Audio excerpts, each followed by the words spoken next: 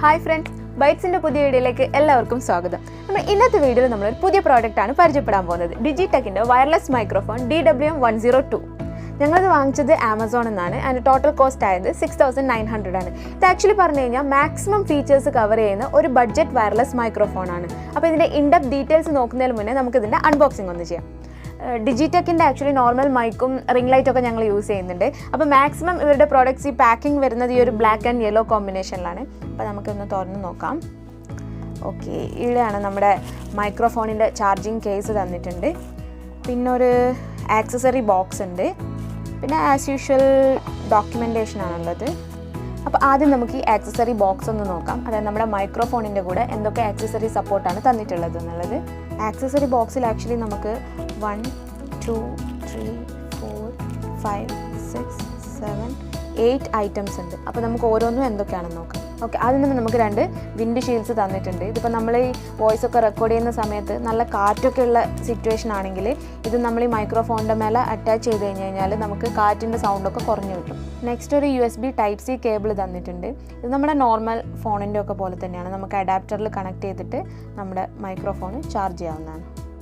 Next one വന്നിട്ട് Type-C to Type-C കേബിളാണ്. നമ്മുടെ adapter വന്നിട്ട് Type-C സപ്പോർട്ടീവ് ആണെങ്കിൽ നമുക്കിത് വെച്ച് മൈക്രോഫോൺ ചാർജ് ചെയ്യാം. നെക്സ്റ്റ് വന്നിട്ട് 2 Type-C to 3.5mm ജാക്ക് തന്നിട്ടുണ്ട്. ഒന്ന് വന്നിട്ട് ക്യാമറയ്ക്ക് വേണ്ടിയിട്ടുള്ളതും ഒന്ന് ഫോണിന് വേണ്ടിയിട്ടുള്ളതുമാണ്. ഇത് രണ്ടും ഇതിൽ ടാഗ് ചെയ്ത് വെച്ചിട്ടുണ്ട് മാറിപ്പോകാതിരിക്കാൻ വേണ്ടിയിട്ട്. നെക്സ്റ്റ് നമുക്ക് 2 ഇയർഫോൺസ് തന്നിട്ടുണ്ട്. നമുക്ക് 2 ട്രാൻസ്മിറ്റർ ഉണ്ടല്ലോ, അപ്പോൾ നമുക്ക് ഓഡിയോ മോണിറ്ററിങ് ചെയ്യാൻ വേണ്ടിയിട്ടാണ്. ഇതിൻ്റെ കണക്ടർ വന്നിട്ട് Type-C ആണ് രണ്ടിൻ്റെയും. ലാസ്റ്റ് വൺ വന്നിട്ട് Type-C to ലൈറ്റ്നിങ് കേബിളാണ്. ഇത് നമ്മുടെ മൈക്രോഫോൺ നമുക്ക് ഐഫോണിലൊക്കെ കണക്ട് ചെയ്യാൻ വേണ്ടിയിട്ടുള്ളതാണ്. നെക്സ്റ്റ് നമുക്ക് ചാർജിങ് കേസ് നോക്കാം. ചാർജിങ് കേസ് വന്നിട്ട് പ്ലാസ്റ്റിക് മെറ്റീരിയലാണ്, ബ്ലാക്ക് മാറ്റ് ഫിനിഷിലാണ് ചെയ്തേക്കുന്നത്. ഇതിലിവിടെ വൈറ്റ് കളറിൽ ഡിജിടെക്കിൻ്റെ ബ്രാൻഡിങ് കൊടുത്തിട്ടുണ്ട്. താഴെ തന്നെ മോഡൽ നമ്പറും കൊടുത്തിട്ടുണ്ട്. പിന്നെ ഇവിടെ ഉള്ളത് LED ലൈറ്റിംഗ് ആണ്. ഇത് നോർമൽ നമ്മുടെ ഇയർപോഡ്സിനൊക്കെ പോലെ തന്നെ ചാർജിങ് കേസിൻ്റെ ചാർജിങ് സ്റ്റാറ്റസ് കാണിക്കാൻ വേണ്ടിയിട്ടുള്ളതാണ്. പിന്നെ പിറക് സൈഡിലാണ് ചാർജിങ് പോർട്ട് കൊടുത്തേക്കുന്നത്. ചാർജിങ് കേസിൻ്റെ അകത്ത് നമുക്ക് 2 ട്രാൻസ്മിറ്ററും ഒരു റിസീവറും ആണ് തന്നേക്കുന്നത്. ഇതിൽ ഇവിടെ എഴുതിയിട്ടുണ്ട് TX, RX എന്നുണ്ട്. പിന്നെ ഇത് വലിയ ക്വാളിറ്റി എന്നൊന്നും പറയാനില്ല, ജസ്റ്റ് ഓക്കെ ആണ്. ഫസ്റ്റ് നമുക്ക് റിസീവറിൻ്റെ ഫീച്ചേഴ്സ് ഒന്ന് നോക്കാം. റിസീവറിൻ്റെ മുകളിൽ തന്നെ 2 LED ഇൻഡിക്കേഷൻ ലൈറ്റ്സ് കൊടുത്തിട്ടുണ്ട്. നമ്മൾ ജസ്റ്റ് റിസീവർ ഒന്ന് പവർ ഓൺ ചെയ്യുമ്പോൾ തന്നെ ഈ ഒരു ലിങ്കിങ് ലൈറ്റ് ഓൺ ആവാൻ തുടങ്ങും. പിന്നെ ഇവിടെ സൈഡിൽ വന്നിട്ട് 3 ബട്ടൺ കൺട്രോൾസ് കൊടുത്തിട്ടുണ്ട്. സെൻറ്ററിലുള്ളത് വന്നിട്ട് മോഡ് ബട്ടണാണ്. ഇത് ലോങ് പ്രസ് ആൻഡ് ഹോൾഡ് ചെയ്താൽ നമുക്ക് പവർ ഓണും പവർ ഓഫും ചെയ്യാൻ പറ്റും. പിന്നെ മുകളിൽ ഉള്ളത് ANC നോയ്സ് ക്യാൻസലേഷൻ എനേബിൾ ചെയ്യാനുള്ള ബട്ടണാണ്. താഴെ കൊടുത്തിരിക്കുന്നത് എക്കോ, നമ്മുടെ ഓഡിയോ റെക്കോർഡിങ്ങിൽ എക്കോ എഫക്റ്റ് കൊണ്ടുവരാൻ വേണ്ടിയിട്ടുള്ളതാണ്. ഇതിൻ്റെ ബോട്ടം സൈഡിൽ നമുക്ക് ചാർജിങ് പിന്ന് കാണാൻ പറ്റും. പിന്നെ സൈഡിൽ Type-C 2 Type-C പോർട്ട് കൊടുത്തിട്ടുണ്ട്. ഒന്ന് വന്നിട്ട് OTGക്ക് അല്ലെങ്കിൽ നോർമൽ ചാർജിങ്ങിന് വേണ്ടിയിട്ടും, മറ്റേത് ഞാൻ നേരത്തെ കാണിച്ചായിരുന്നില്ല ഇയർബഡ്സ്, അത് കണക്ട് ചെയ്തിട്ട് നമുക്ക് ഓഡിയോ മോണിറ്ററിങ് ചെയ്യാൻ വേണ്ടിയിട്ടും. ഇതിൻ്റെ പിറകിലായിട്ട് നമുക്ക് ക്ലിപ്പ് കൊടുത്തിട്ടുണ്ട്. ഇത് നമുക്ക് ക്യാമറേൻ്റെ ഒരു ടോപ്പ് സ്ലൈഡ് ഉണ്ടല്ലോ അതിലിങ്ങനെ കണക്ട് ചെയ്യാൻ വേണ്ടിയിട്ട് മൗണ്ട് ചെയ്യാൻ വേണ്ടിയിട്ടുള്ളതാണ്. ഈ റിസീവറിൻ്റെ ടോപ്പ് പാർട്ടായിട്ട് 3 മോഡിൻ്റെ ഇൻഡിക്കേഷൻസ് കൊടുത്തിട്ടുണ്ട്. നമുക്ക് ഈ മോഡ് ബട്ടൺ വെച്ചിട്ടാണ് നമ്മൾ മോഡ് മാറ്റുന്നത്. അതിൽ ബൈ ഡിഫോൾട്ടായിട്ട് വരുന്നത് ഒറിജിനൽ മോഡാണ്, അതായത് ക്ലിയർ വോയിസ്. ഇതിൽ നോയ്സ് ക്യാൻസലേഷനും ഇല്ല, എക്കോ ഇല്ല, ഒരു എഫക്ട്സും ഇല്ല. സെക്കൻഡ് വൺ വന്നിട്ട് ലൈവ് മോഡാണ്. അതിൽ നമുക്ക് ഈ മോഡ് ബട്ടൺ വെച്ച് ചേഞ്ച് ചെയ്യുമ്പോൾ ഇപ്പോൾ ലൈവ് മോഡിലാണുള്ളത്. ഇതിൽ നമുക്ക് നോയ്സ് ക്യാൻസലേഷൻ എനേബിൾ ആണ്. അതിൻ്റെ ലെവൽസ് നമുക്ക് മാനുവലി ഇവിടെ സെറ്റ് ചെയ്യാൻ പറ്റും നോയ്സ് ക്യാൻസലേഷൻ്റെ. ആൻഡ് തേർഡ് വൺ വന്നിട്ട് കരോക്കെ മോഡ്. അതിൽ വന്നിട്ട് എക്കോ എനേബിൾ ആയിട്ടുണ്ട്. ഇതും നമുക്ക് ഈ മാനുവലി ഇവിടുന്ന് അഡ്ജസ്റ്റ് ചെയ്യാൻ പറ്റുന്നതാണ്. പിന്നെ ഇവിടെ കൊടുത്തേക്കുന്ന മൈക്ക് 1ഉം മൈക്ക് 2ഉം വന്നിട്ട് ഏത് മൈക്കാണ് കണക്ട് ചെയ്തേക്കുന്നത് ആൻഡ് അതിൻ്റെ ഓഡിയോ ലെവൽ എന്താണെന്നുള്ളത് കാണിക്കുന്നത്. നെക്സ്റ്റ് നമുക്കൊരു ട്രാൻസ്മിറ്റർ എടുത്ത് നോക്കാം. ട്രാൻസ്മിറ്ററിൻ്റെ ജസ്റ്റ് ഇവിടെയാണ് ഇതിൻ്റെ പവർ ഓൺ ബട്ടൺ കൊടുത്തേക്കുന്നത്. നമ്മൾ പ്രസ് ചെയ്ത് ഹോൾഡ് ചെയ്ത് കഴിഞ്ഞാൽ ഇപ്പോൾ ട്രാൻസ്മിറ്റർ ഓണായി. ജസ്റ്റ് ഓൺ ആകുമ്പോൾ തന്നെ ഇത് റിസീവറായിട്ട് കണക്റ്റായി. ഇതിൻ്റെ ബ്ലിങ്കിങ് ഇപ്പോൾ സ്റ്റോപ്പ് ആയതുകൊണ്ടോ. നമ്മുടെ ട്രാൻസ്മിറ്ററിൻ്റെ ടോപ്പ് സൈഡിലായിട്ട് നമുക്കിവിടെ മൈക്ക് കാണാൻ പറ്റുന്നത്. അപ്പോൾ നമ്മുടെ ഓഡിയോ ക്യാപ്ചറിങ് ഒക്കെ ഇവിടെ നിന്നാണ് നടക്കുന്നത്. പിന്നെ ഇവിടെ നമുക്കൊരു മൈക്രോ SD കാർഡിൻ്റെ സ്ലോട്ട് കാണാൻ പറ്റും. ഇതെന്തിനാണെന്ന് വെച്ച് കഴിഞ്ഞാൽ നമ്മുടെ ഇൻറ്റേർണൽ ഓഡിയോ റെക്കോർഡിംഗ് എനേബിൾ ചെയ്യുമ്പം അത് റെക്കോർഡ് ചെയ്യാൻ വേണ്ടിയിട്ടാണ്, ജസ്റ്റ് ഒരു ബാക്കപ്പിന് വേണ്ടിയിട്ടുള്ളതാണ്. ഈ ഒരു പവർ ഓൺ ഓഫ് ബട്ടൺ ഉണ്ടല്ലോ, ഇത് വെച്ചിട്ട് തന്നെയാണ് ഇൻറ്റേർണൽ ഓഡിയോ റെക്കോർഡിംഗ് എനേബിൾ ചെയ്യുന്നത്. മൈക്രോ SD കാർഡിൻ്റെ സ്ലോട്ടിൻ്റെ ജസ്റ്റ് മേലെയായിട്ട് തന്നെ Type-C പോർട്ട് കൊടുത്തിട്ടുണ്ട്. ഇത് നമുക്ക് ഈ ഒരു ട്രാൻസ്മിറ്ററിൻ്റെ ഇൻഡിവിജ്വൽ ചാർജിങ്ങിന് വേണ്ടിയിട്ടും പിന്നെ ഞാൻ നേരത്തെ കാണിച്ച ഇയർബഡ്സ് ഉണ്ടല്ലോ അത് കണക്ട് ചെയ്തിട്ട് ഓഡിയോ മോണിറ്ററിങ് ചെയ്യാൻ വേണ്ടിയിട്ടുള്ളത്. ട്രാൻസ്മിറ്ററിൻ്റെ പവർ ബട്ടണിൻ്റെ മേലെയായിട്ട് ഒരു ചെറിയ ഡയൽ കൊടുത്തിട്ടുണ്ട്. ഇത് നമുക്ക് ഓഡിയോ വേവ്സ് സെറ്റ് ചെയ്യാൻ വേണ്ടിയിട്ടാണ്. ഇത് കൂട്ടിക്കഴിഞ്ഞ് കഴിഞ്ഞാൽ നമ്മുടെ മൈക്രോഫോണിൽ റെക്കോർഡ് ചെയ്യുന്ന വോയിസിൻ്റെ ഇൻറ്റൻസിറ്റി കൂടും, കുറച്ച് കഴിഞ്ഞ് കഴിഞ്ഞാൽ ഇൻറ്റൻസിറ്റി കുറയും. നെക്സ്റ്റ് ഇത് സെയിം തന്നെയാണ്, നമ്മൾ ഈ ഒരു ട്രാൻസ്മിറ്ററിൻ്റെ സെയിം തന്നെയാണ്. ഇത് ജസ്റ്റ് നമുക്കൊന്ന് പവർ ഓൺ ചെയ്ത് നോക്കാം. ഇപ്പം നമ്മുടെ 2 ട്രാൻസ്മിറ്ററും റിസീവറും ഒക്കെ പെയർഡായിട്ട് സെറ്റാണ്.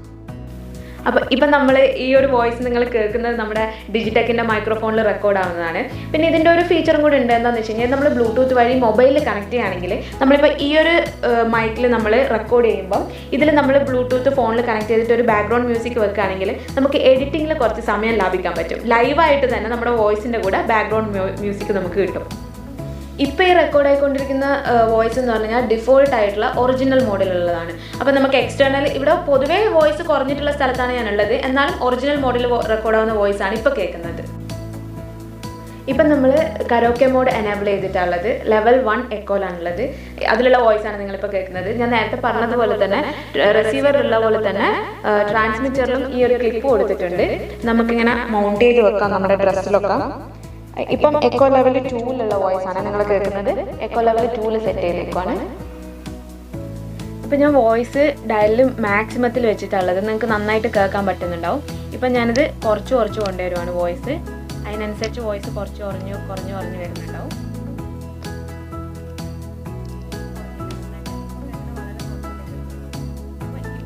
ആക്ച്വലി മാക്സിമത്തിൽ വെക്കേണ്ട ആവശ്യമില്ല. മാക്സിമത്തിൽ വെച്ച് കഴിഞ്ഞാൽ വോയിസ് ബ്രേക്ക് ആവാനുള്ള ചാൻസ് ഉണ്ട്. നമ്മളൊരു മീഡിയം ലെവലിൽ വെച്ച് കഴിഞ്ഞാൽ ഇത് ഓക്കെ ആണ്. പിന്നെ ഒരു കാര്യം എന്താണെന്ന് വെച്ച് കഴിഞ്ഞാൽ ഈ ഒരു ഡയൽ നമ്മൾ ഡബിൾ ടാപ്പ് ചെയ്യുകയാണെങ്കിൽ വോയിസ് മ്യൂട്ട് ആവും.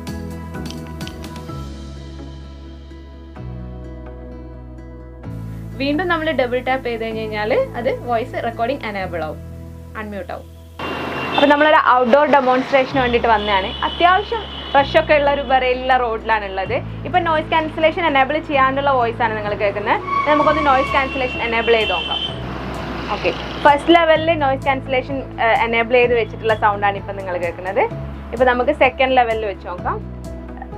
ഓക്കെ, ഇപ്പം നോയ്സ് ക്യാൻസലേഷൻ ലെവൽ 2 വെച്ചിട്ടുള്ള വോയിസ് ആണ് നിങ്ങൾ കേൾക്കുന്നത്. ആ ഡിഫറൻസ് നിങ്ങൾക്ക് ഫീൽ ചെയ്യാൻ പറ്റുമെന്ന് വിചാരിക്കുന്നു. ബാക്കിൽ റിക്ഷ ഒക്കെ പോകുന്നുണ്ട്, അപ്പോൾ അത്യാവശ്യം നല്ല സൗണ്ട് ഉണ്ട്. ഇപ്പം noise cancellation level 4ലാണുള്ളത്.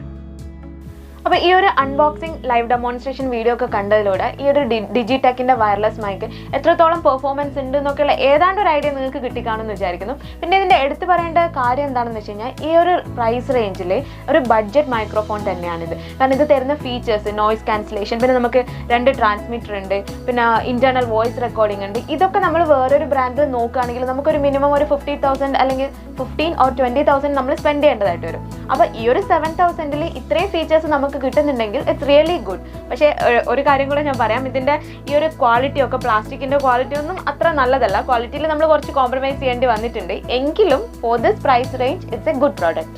So that's all for today guys. ബൈറ്റ്സിൻ്റെ ഇന്നത്തെ വീഡിയോ ഇവിടെ അവസാനിക്കുകയാണ്. ഞങ്ങളുടെ വീഡിയോ നിങ്ങൾ ആദ്യമായിട്ടാണ് കാണുന്നതെങ്കിൽ പ്ലീസ് ലൈക്ക് ചെയ്യുക, ഷെയർ ചെയ്യുക, സബ്സ്ക്രൈബ് ചെയ്യുക. Thank you so much for watching our videos. Keep supporting us. This is Subi signing off from Bytz. Bye bye.